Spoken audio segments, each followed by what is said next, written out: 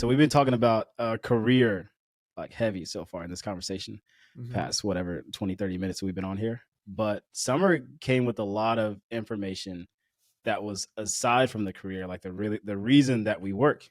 Like one of her biggest points was like, yo, I'm using this career, this job, my entrepreneurial journey to create the life that I want. Yep. And she was like, if you can find a job or a career that you really like and it fuels that life, then fantastic. But really we need to focus on creating the life that we want. You work a job so that you can go and live a life. And everybody's journey is different. So I think that's understated. Yeah, because I feel like most of us, including myself a lot, is like our work is our identity. Our work is how cool we are, how successful we are.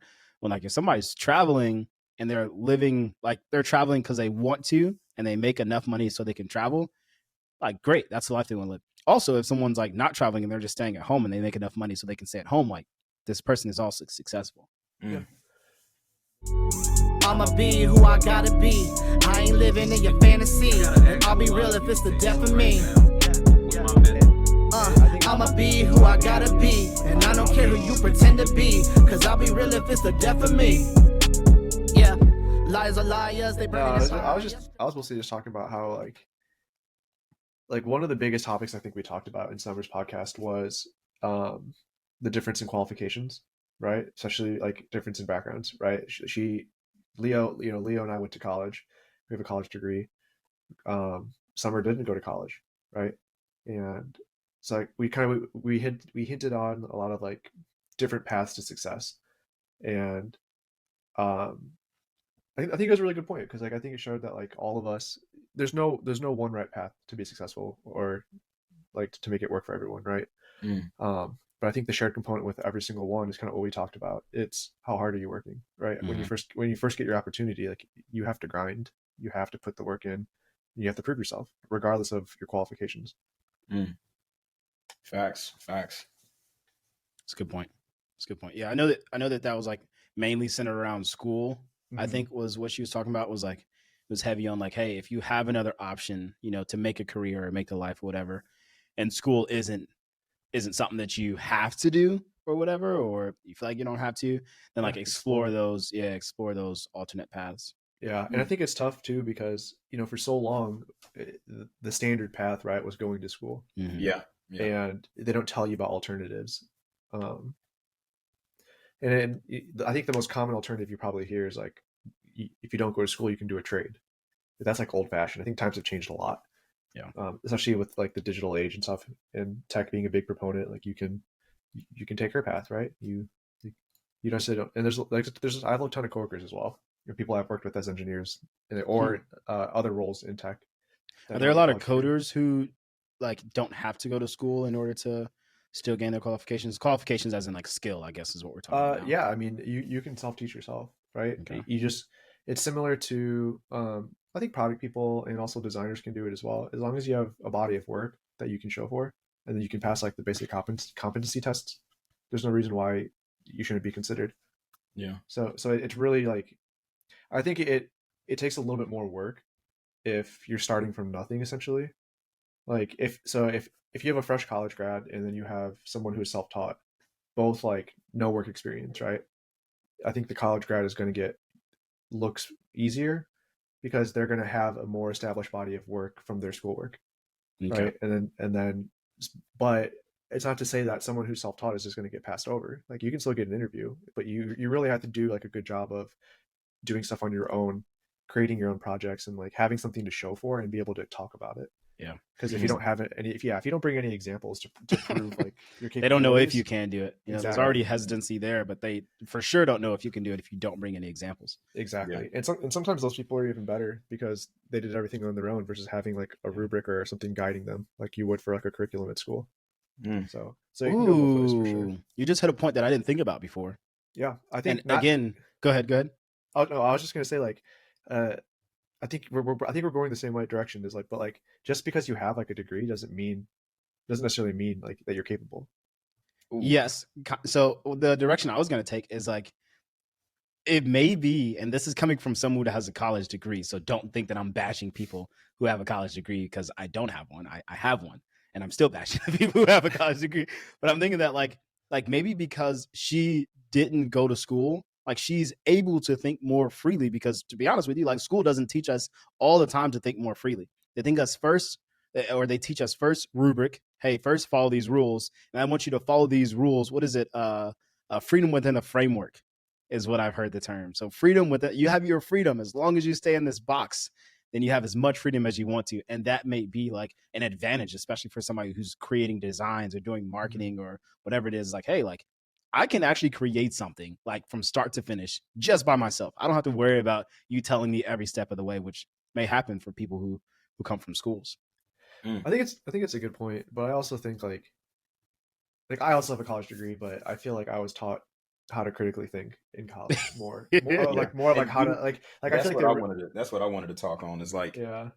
I do feel that is to me like the most concrete value that you can gain. But in terms of like, especially with this day and age, there's been like examples of, I'll use Salesforce certifications, for example, as like the closest thing that I have to a degree in terms of like in my industry.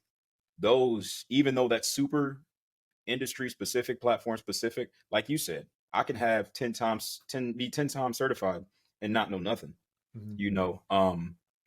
So I would even go as far as to say, like, now in terms of getting yourself in front of somebody, that's where those credentials come into play, to say, okay, you check off some of the boxes.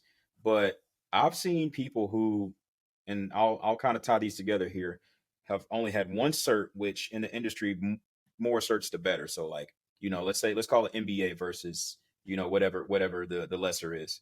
One cert, but they've done so many personal projects and know so much about the platform because of their own personal projects and things like that, that like they literally can land like an architect level position because how much they know and like how much they've done versus what papers they have, you know.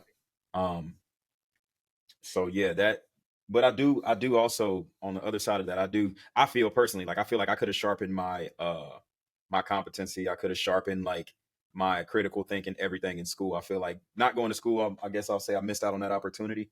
But in terms of the tradition, like I agree, things are changing for sure. So listeners, I think it's just you got to think about it.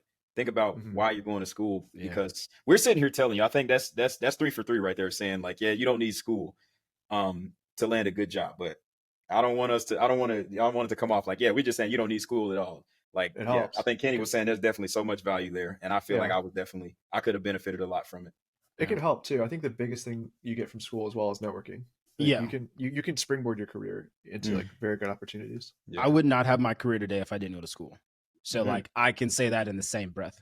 Yeah. I think that I probably, if I would have left home maybe or something like that and still like left, that's what I needed to do, is probably like just leave to expose myself to different life. Like that's part of what school does.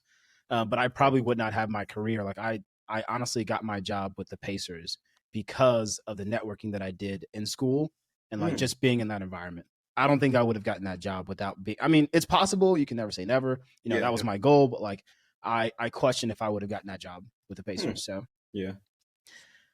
yeah, I'm not telling everybody not to go to school, but I'm not being an advocate for it either. Yeah, I just don't think in terms of like landing that dream job.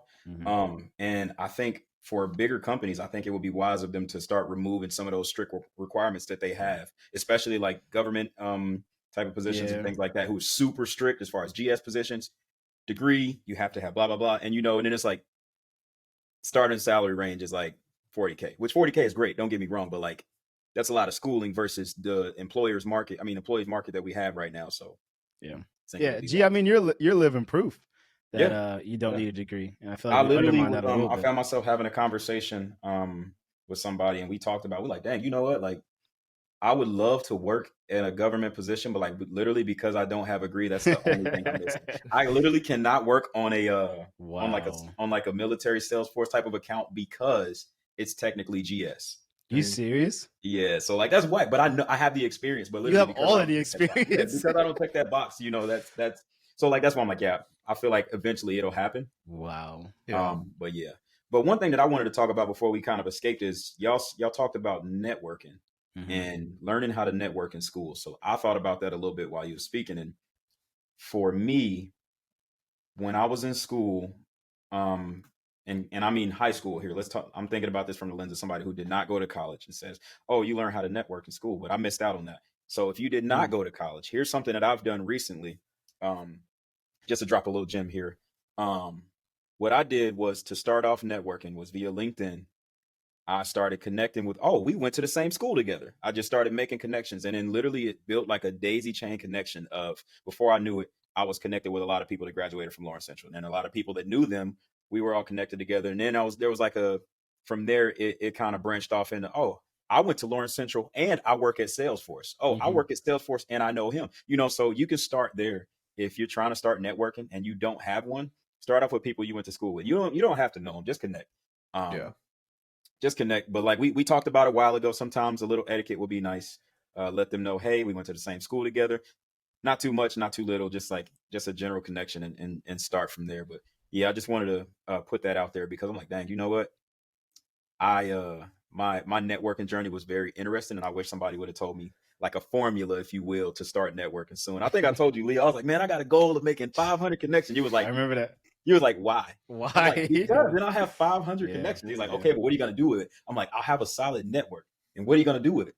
And I knew that a solid network would be beneficial, but I didn't quite know why. So like, I want to speak to my old self and anybody watching this who's looking to start networking, and like, your network is your net worth. And I did not make that up. I heard that somewhere else. I ain't gonna sit here and steal that. Your network can be equal to your net worth. So, no, that's good. Yeah, and that's like I went to school, but I didn't use the resources enough. Yeah, like I didn't learn how to network. I learned the hard way, like outside of school. It's like if you're in school, like you really utilize university resources because there's so many good resources there to help you. I didn't use any of them. I didn't give a shit at the time. The professors that you try to dodge, because I was a person that dodged the professors. I had my one or two that I was like, oh, okay, you did something in real life? Yeah, I'll talk to you. But everybody else, nah, you ain't did nothing in your life. Me as an 18-year-old talking to any adult, like, yeah, you ain't did nothing in your life. Yeah, so the teachers that you try to dodge, the kid that you think is failing out because he doesn't care about school, the kids is super successful. Like literally every single one of them has potential to be a good friend or a learning resource or investor one day. Like there's so many people I look back in college, I'm like, wow, like I was close to this person. So I'm curious, did you guys, or is it like a part of the culture, like do students realize towards the like back end of like when they're about to graduate, like, oh snap, I'm about to like be done with school, I should probably start connecting with people? Or is it like from the beginning to like, let's build up our network, and like while you're in school you're just like making connections? I think it depends. So like for my major, it was a very specialized major. We had a club, and like that club is the way that you want. If you wanted internships, like it's through the club because it's like they work with alumni and they work with companies to get you like interviews. And so a lot of it is really like, how involved are you? Like, are you involved in a bunch of stuff related to your major and other clubs and stuff? And like that's really like it helps a lot. And you kind of learn from like older students, right? Like ahead of you on like you follow their formula. Like there's kind of like an unspoken rubric, like, okay, like sophomore year, summer, you'll have an internship. Junior year, you'll have an internship as well, most likely. And then that's how you get a job. And so a lot of people, at least for my major, a lot of people had jobs already, like going into senior year. Wow. Nice. And it's pretty common, even like for other majors at Purdue, like a lot of people, and like the whole goal is like you get an internship every summer, and then if someone likes you enough, they'll extend you a job offer or another internship opportunity the next year. Didn't work that way in my world. Freshman, sophomore year, I think you're just making friends. Okay, these people have the same major as me, so I'm going to do more classes with them, so let me make friends with them. And then junior year to senior year, people are like, oh, okay, like this is the smart person. Let me connect with the smart person, whether it's for class or for a job later on, that type of thing. Senior year, people are pretty locked in. They're locked into what jobs they want to get. They're locked into what professors they need to be connected to. Like they're super settled in, and this is what I'm supposed to be doing. Yeah, I mean, everyone, even like at my school, like so it's the same thing. Like, everyone's there to make friends. It's just I think maybe it's because it's such a larger institution that like a lot of your activities like are like clubs do a lot, right? Gotcha. It's like my major club, it wasn't just like focused on career, like they did a bunch of social stuff as well.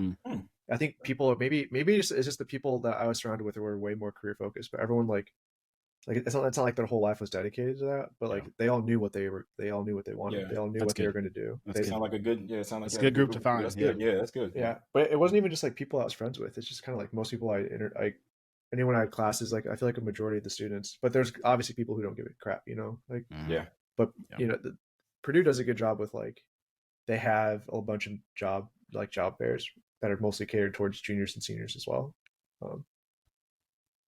Something Summer mentioned, and I'm curious of your circle, Kenny. Something that Summer mentioned is, and honestly, go lightly, you too, but is like, she said that the reason that she thinks she got the job, her first job, was yes, she had this little bitty credential. This was like in her words, like as a credential, it wasn't really like the mega thing or whatever. But she's like, I think I really got this job because of my soft skills. I was Yeah. able to talk to people. I was able to be personable and like express to them that I can do this. I was You going to thi- say something about that. yeah, you think that the friends that you were around also had soft skills that like were able to successful in getting a job, or you think it was a mix between both coming out of college?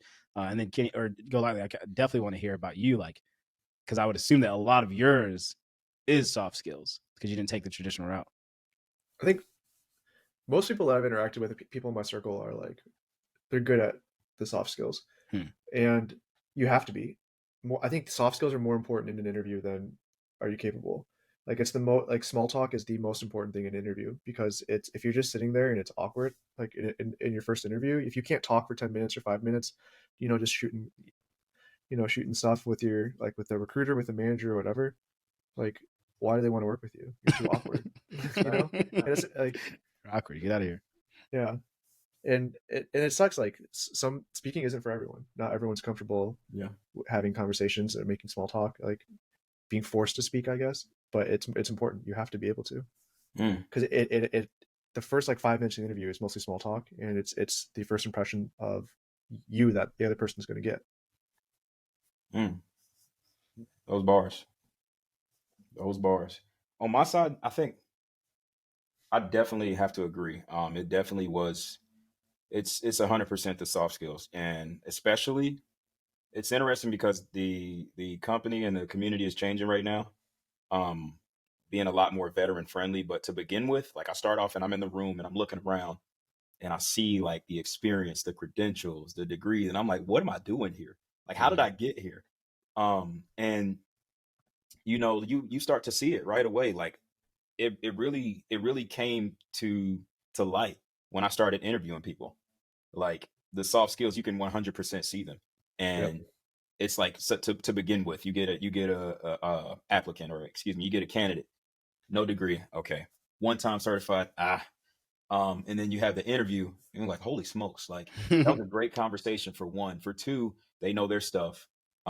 People, you look at it as like they can be coachable, all types of different soft skills. But I had a lens of, not only was I actively listening, but I also, you look at people based on their potential and saying like, you know what, I could see this person and this personality fitting perfectly over here. So like, even let's say, I can't speak too much about the dev world, but let's say somebody's applying for like a coding or development position, but they speak really well, and you're like, you know what, even though developing is just like developing and it's like a lot of lines of code, let's say, and I maybe they're all this way, but like in developers in a consultant space are client facing all the time.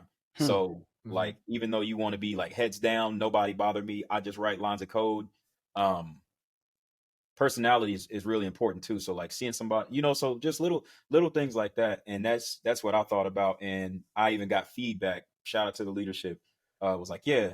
So if you really wanted to know, like your the way that we spoke, the way that you held a conversation, you had a sharpened up, polished. Hey, what up? It's Leo with the Peace Podcast. Hopefully you're enjoying the episode. If you wouldn't do me a quick favor, go ahead and hit that subscribe button, hit like. You've made it this far. Hopefully you're learning something.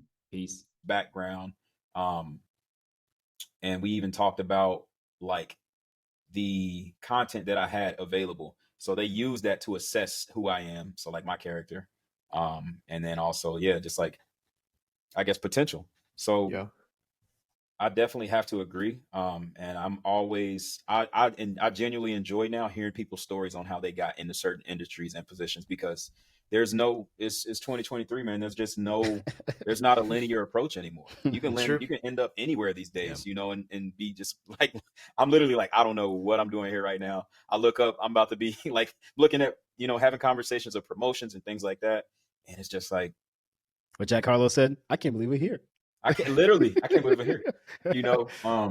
So I enjoy that piece about the rate which we're growing, but just look at the demand and keep that in mind. You know, for anybody who feels like, oh, I don't have a piece of paper, I don't have a certification, just look at the demand. We need people, multiple positions.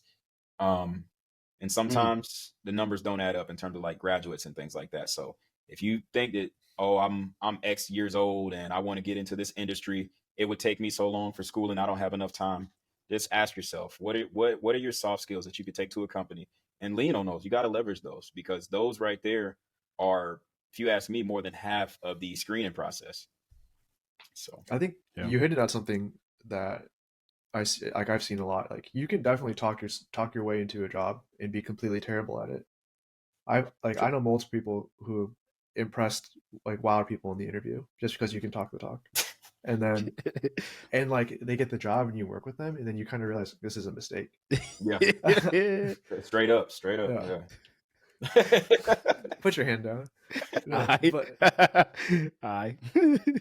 but yeah, like and like I never, like, I don't know, it's like I never want to be that person. Right? Like it's always a fear, like, oh crap, like I'm the person that's It's dragging the team down. not a fun place to be. Trust me. Exactly. But I don't know, like I definitely have, you know, been on the situation where, like, oh man, this person really impressed, and then you're like, oh wow, like, were we wrong? Like, you start second guessing a little bit, and that's not Yeah. that's not a good position to be in. I'm telling you, the talent pool now, and I think we talked about this a little bit last week, but like, everybody's doing their research now. Everybody's doing their research. Everybody's personally developing. So we literally had 16 interviews in 1 week, and after every one, we was like, man, that was amazing. Like they really did their homework. They really did, like, you know, they practiced. The pitch was smooth. So like that, for me, like, as I think about leadership in the future, I definitely keep that in mind. So like ways to effectively screen, like do like second level type of interviews, because you got to ask some questions to make sure that they have a baseline. Because otherwise, like I said, I've seen it before, where we don't even talk about the position or the skills required, but we just had a great conversation. And there's some people who landed jobs like that. You know, like, yeah, you know, we talked about it. They maybe the conversation went so well that, you know what, we're gonna go ahead and extend them the offer. Week 1, hey, can I get some help with this? Like, oh, you're setting up your user. Like, what do you need help? You know? So like, it's just something for to think about, because I feel like in the future, leadership may be a possibility. I don't necessarily want to scare candidates away, though. You know how you get those super in-depth type of interviews, and they're like, you know what, we're gonna give you a take home. Yeah, have y'all ever had a take home? Yes. Wow, never. Yeah, too many. Never. Too many? Yeah. That's common? Yeah, like every It's yeah, really very. common. In tech, it's really common. Yeah, Wow. very. Especially as even a developer, as product, as a lot of stuff, it's super common. Yeah, I've had too many. Well, I guess that's why I'm saying it's good to know, like, keep up with, because from my side of the house, everything is just like, well, you know what, we have been looking for like entry level positions or like associate positions, so that makes sense. But Gotcha. I'm gonna take a hard left here if y'all cool with that. Yeah, let's go. Hard left. So we've been talking about career like heavy so far in this conversation, past whatever 20-30 minutes we've been on here. But Summer came with a lot of information that was aside from the career, like the reason that we work. Like, one of her biggest points was like, yo, I'm using this career, this job, my entrepreneurial journey to create the life that I want. Yep. And she was like, if you can find a job or a career that you really like and it fuels that life, then fantastic. But, you know, really we need to focus on creating the life that we want. You know, you work a job so that you can go and live a life, and everybody's journey is different. So I think that's understated. Yeah, because I feel like most of us, including myself a lot, is like our work is our identity. Our work is how cool we are, how successful we are. When like if somebody's traveling and they're living, like they're traveling because they want to and they make enough money so they can travel, like great, that's the life they want to live. also if someone's like not traveling and they're just staying at home and they make enough money so they can stay at home, like this person is also successful. Yeah. So how do you get people to sit in that seat of, I'm working this job? We were talking about it right before we hopped on here. And Kenny is like, hey, look, work is work. That's a part of my life, Yeah. Like I think it's not it. It's so common though for everyone's identity to become their job, right? Yeah. People like, I mean, I have strong opinions about that, which we don't need to go Same. into, because you can make other things your identity as well. But I just think that like your job isn't who you are. It's a part of you. It's what you do. But like, if you let it define you, then yeah, some people take pride in that, right? And I'm not gonna take anything away from those people. Like some people love being identified as like, I am this position or this job. Like this is my job, but this is also me. Like some people embody that. Kudos. Like that's just not for me, right? Like Get into it, Kenny. Why not? Don't hold back. We're all friends here. No, I mean, in terms of this one, it's just like there's nothing wrong with, in my opinion, making your job your identity. Mhm. But like to me, there's just other things that I like. My life isn't just to work, right? Yeah. And I don't want that to be what my life is. Yeah. And so I think I really agree with Summer. Like, if you can make that life for yourself by like creating your own job or creating your own company, great. But also if you can find a company that affords you that life, right? Mhm. Like that you don't have to love your job, you don't have to love your company, but like if you like it and you don't hate your life, like if you enjoy where you're working and it affords you the flexibility, the money, and like the stress free to be able to do other things outside of your life, like outside of work, that's the dream. So explain to me, this is a legitimate question for myself. Yeah. Explain to me how you develop the balance or the ratio or whatever you want to call it this week for the grinding that we talked about in the beginning and make sure that your life focus is the most important. How do you balance those? Whether you're starting out your career or it's like I got to take care of a family, how do you balance that? I mean, part of it I think is staying organized and working towards goals. Like, but you have to fully understand that it doesn't matter how much you do outside of work, because at the end of the day, like, no one cares, right? No one cares how much time you spend on like delivering a project. All they'll see is that you delivered a project. No one cares that you worked after hours. Like, you're not going to get thanked any more than you would if you just finished it only Right. working during hours. You're right. So, and I think a lot of people want to churn out a bunch of quality work, and yeah, like everyone's goal should be to deliver the best possible work and be the best possible version of themselves as they can. But if you're going and selling your life for a company, you're not going to get any more praise or thank than someone else who could be working half the hours as you and doing potentially the same quality of work, right? Like you shouldn't have to sacrifice your life. And so how to stay focused is, if you're new to a company, what I would recommend, like if I was talking to myself at the beginning of my career, is kind of learn what Lo said, do some research, learn what opportunities are, learn what the path looks like in your career, right? Learn what progression looks like, and then discuss with your manager a path, a forward, a plan. Like, how can I grow? Like, what's a year one plan? What are some goals that I should set and stay on track? So like you need to come up with some sort of plan to follow, and then just do your best during work hours. You can spend some time outside of work doing things like reading resources or doing things on the side, like side projects, if you enjoy it, but it shouldn't dictate, like your work shouldn't dictate your personal life. Yeah. Facts. Yeah. That's tough. Because no one wants to. Said nobody cares. Yeah. Nobody no cares one- how much True. work you did. It's true. Yeah. Because If you have a family, like you want to be there for your family. They don't care. Yeah. Zeus be mad at me all the time. Exactly. Why are you he still said, working? be man? better. But what I wanted to say though, to keep things short, what matters most is you need some sort of fulfillment. So if you get fulfillment from your company allowing you, or like creating the workspace so that you can have free time, or you get fulfillment from your job, like you enjoy what you do, you got to have some sort of fulfillment. So overall, like there's some people, and this is an interesting take to me, but there's some people who literally be like, yeah, I'm gonna work until the day that I go. And that's okay. Like, because I think at the end of the day, like it's an interesting thing to think about, because some people always need a sense of purpose. And for some people, that sense of purpose is It's like work. So Absolutely. it's important to either be somewhere where you enjoy the work, or they at least have an environment and a climate where you can still get your fulfillment. Yep. And That- that's just baseline. I won't talk about entrepreneurship and all that other sure. crazy stuff. We'll let Leo do that another day. No. You gotta get that fulfillment though somehow, man. Exactly. And that's why I said, like, That's a if good point. some people are just natural workaholics, right? And they love and thrive on doing with their work. Power to them. That's not what I want. That's not what I like. But yeah, if that's some people, that's their purpose. And I think a lot of times, like, everyone will have an employee that they'll work with, like a coworker who is what you call like a 10xer or a 100xer, who is going to churn out 10 times, 100 times more work than you will, and potentially make everyone else look bad. You can't compare yourself to that person, right? You can't compare your journey to that person because you guys might have different values. Your lives are different. Experience is different. Experience is different. Like, you could have someone who's working 16-hour days because they love it, and of course they're going to turn out more quality, like more work than you are. So Love it. Love it. 10xers. 100xers. Anything that y'all disagreed with from Summer that y'all want to call out, or a question that you're like, dang, I wish I would have asked that? There was nothing I disagreed with. I think one thing that I was thinking about that literally has been like ringing in my head is the fact of like working from home and like that whole piece that she spoke on. And that's really interesting for me. And I just think it was a word in itself.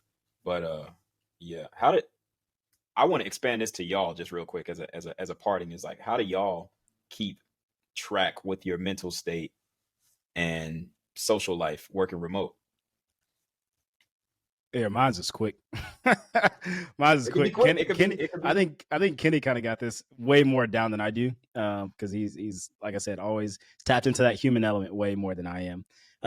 So my social life really consists around like, I have to compartmentalize my life, or else I won't be able to stay focused on anything.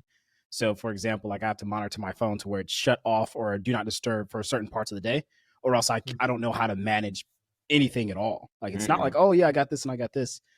So me working from home, I enjoy it. I enjoy it probably because I get to travel, be on the road. Y'all see me hop in the Jeep. It's about to happen soon. Hop in the Jeep and go somewhere, that type of thing.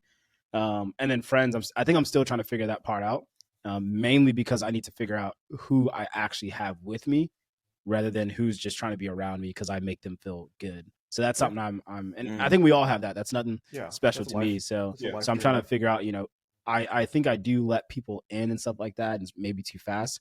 And I compartmentalize, like, cool, this is the time I got. Whoever asked me first, or whoever I want to hang out with, that's where we're going. Is that type of thing. I'm coming in town, so I hit y'all up first, like, hey, what's going on? Let's set up some time. Outside of that, it's like, whatever free time I got. So I compartmentalize. That's all it is. Buckets of time. Yeah. Can you restate the question, Los? I kind of got lost from listening. We were just pretty much chatting about how we can like keep up with or manage like our mental. She talked about how she works from home and like that, how we can get siloed essentially. So like, how do you manage that and make sure that we, have some sort of upkeep there, because I think it's easily abandoned. Yeah, for sure. Yeah. I think that's one of the reasons why I miss, like, that's probably one part I miss about going into an office is you miss so many conversations that you don't get to have. Like, someone's walking past your desk. Oh, by the way, I thought of something. I have a question. You get so many discussions. And just you just get to like talk and have banter with coworkers. Or play ping pong. Yeah, or just do random stuff. And so I think part of it is, at least recently, like, my team's been focused on a lot more collaboration. So like, not doing tasks alone, like jumping on things together. And we found that we've been able to do the same or sometimes more work than before when all of us are like pairing up on stuff, or like having all of us work on a task. And so it helps. Like, I think collaboration helps. Like, in a professional sense, I think that is a good way, is find someone you can block times out, maybe have like a weekly hour where you can work with someone on a Zoom or whatever. Or go to coffee shops with a friend, even if you don't work in the same company or the same field, have someone you can just like sit with and work with. That could be distracting to some people though, but whatever helps. I think part of it is just like, you kind of have to understand yourself. You have to know, you have to kind of be real with yourself and be like, am I doing okay? Like this is how I work best. And you really have to be able to be honest with yourself and answer like, I'm not doing well, or like, I'm struggling. I need to find something else. And then it takes some exploring. For sure. Yeah. Just wanted to crack open that can of worms really quickly. And thank Summer for putting that at top of mind for me. Cause like I said, I think it's easily abandoned. And it's like, absolutely, it's just one of those things where it's just, you just used to hard charging. So yeah.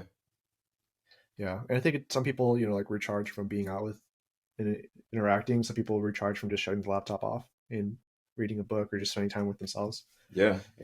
Do whatever it takes.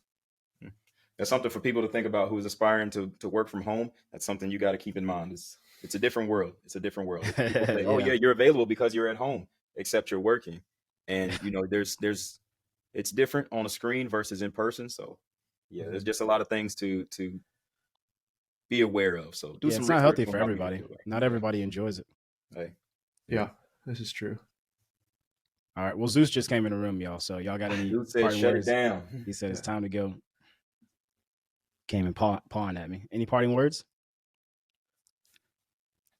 Perfect. Shout out to Summer.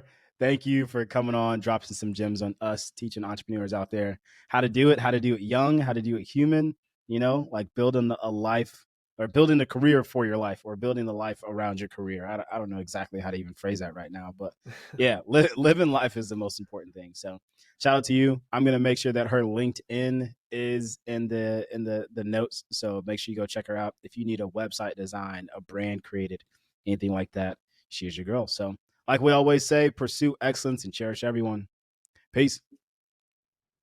Hey, what up? It's Leo. I just want to quickly say thank you for tuning into the P.E.A.C.E podcast. It means a lot that you decided to take your time, get through this video. I hope that you learned something. Thanks for joining us at what we call the dinner table. Hopefully you got some quick nuggets out of it. What I want you to do, if you could do me one last favor, hit the subscribe button, hit like, and share this with a friend. Peace.